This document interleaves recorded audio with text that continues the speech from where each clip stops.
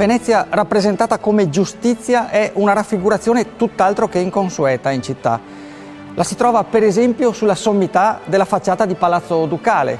Fu la polena del doge Andrea Gritti sul Bucintoro costruito nel 1526 sotto il suo dogado.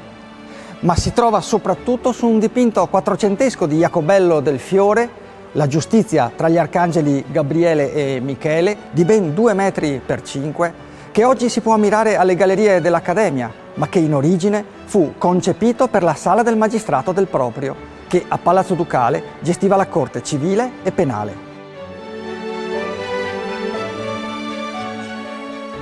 La giustizia è affiancata da 2 leoni, simbolo della divina sapienza, che più che a San Marco fanno riferimento al trono di Salomone, ricordato per la sua saggezza.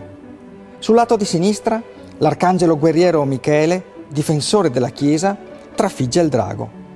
Ma a noi interessa una volta di più concentrarci sull'arcangelo di destra, Gabriele, che regge un giglio, fiore dell'Annunciazione, un chiaro richiamo all'origine della città, che rivela come dietro la giustizia si celi la Vergine e, in ultima analisi, Venezia stessa.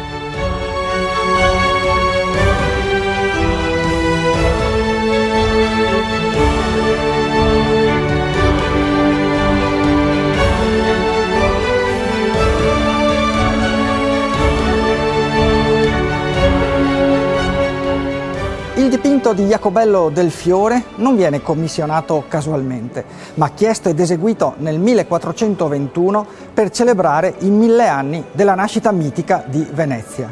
In quello stesso secolo sarà lo storico di Stato Marco Antonio Sabellico, nel 1489, a rimarcare nelle sue storie veneziane la nascita di Venezia leggendaria. Dopo di lui lo farà anche il cronista Marin Sanudo.